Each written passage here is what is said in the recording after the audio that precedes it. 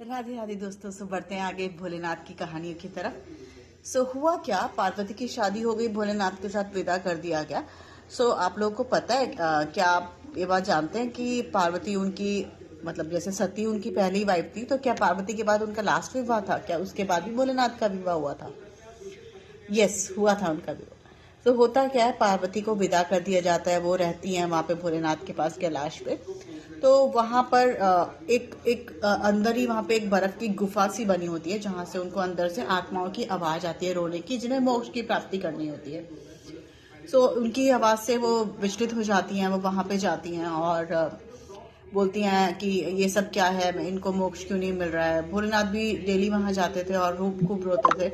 But उस time पे भोलेनाथ ने उन्हें बोला कि पार्वती, ये सही समय नहीं है तुम्हें ज्ञान देने का। एक्चुअली इन सब की मुक्ति तुम्हारे द्वारा ही होनी है, लेकिन उसके लिए तुम्हें तंत्र मंत्र सीखना पड़ेगा और ये राइट टाइम नहीं है तुम्हें सिखाने का। तो पार्वती बहुत बहुत ज्यादा जिद करती है कि नहीं नहीं नहीं, मुझे सीखना है, मुझे इन लोगों को मोक्ष की प्राप्ति देनी है।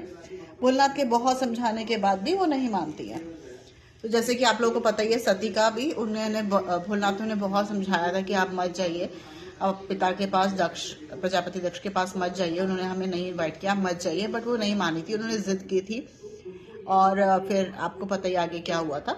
तो देह त्याग किया था उन्होंने। तो ऐसे ही भोलेनाथ ने पार्वती को भी समझाया कि नहीं, ये सही समय नहीं है आपका ज्ञान लेने का, सही समय पे ही हर चीज करनी चाहिए। दो भोलेनाथ एक ऐसे हस्बैंड थे जो हर बात पार्वती की मानते थे, अपनी वाइफ को बहुत रिस्पेक्ट करते थे, उनकी हर बात उन्हीं की बात माना जाती थी। लेकिन कुछ चीजें जो भगवान को आभास हो जाती थी, उसके लिए वो हमेशा उसे उन्हें कहते थे, प्लीज मैं अगर किसी बात के लिए मना कर रहा हूँ तो आपको भी मानना चाहिए। बट पार्वती को उस समय जिद थी और उन्होंने कहा नहीं, मुझे सिखाइए सिखाइए। तो पार्वती जी को लेके जाते हैं, वो तंत्र विद्या सिखाने लगते हैं। उन्हें बताते हैं कि अगर तंत्र विद्या के बीच में आपने कुछ भी विघ्न डाला, क्योंकि उसमें कंसंट्रेशन की बहुत ज्यादा जरूरत होती है, हमारा माइंड बिल्कुल कंसंट्रेट होना चाहिए, कुछ और थॉट्स नहीं आने चाहिए। और पार्वती बोलती है ठीक है, नहीं होगा ऐसा। तो कहते हैं अगर हुआ तो फिर ये सही नहीं होगा हम सबके लिए, आपको दोबारा जन्म लेना पड़ेगा। वो कहती नहीं नहीं, ऐसा कुछ नहीं होगा, ऐसा कुछ नहीं होगा, मैं पूरा कंसंट्रेट करूंगी। बट ऑल्दो वो थी तो इंसान ही, राइट।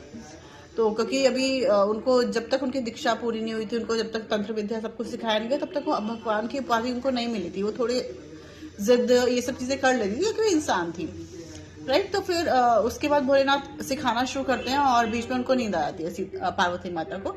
तो भोलेनाथ बहुत क्रोधित होते हैं, उनसे क्षमा मांगती हैं, रोती हैं, खूब परेशान होती हैं। तो एक बार और ट्राई करते हैं भोलेनाथ कि चलो ठीक है, इस बार अगर हुआ तो फिर मैं भी कुछ नहीं कर पाऊंगा, चाह कर भी कुछ नहीं कर पाऊंगा, और आपको खोने का दुख मुझे भी उतना ही होगा जितना आपको मुझे होगा खोने का होगा।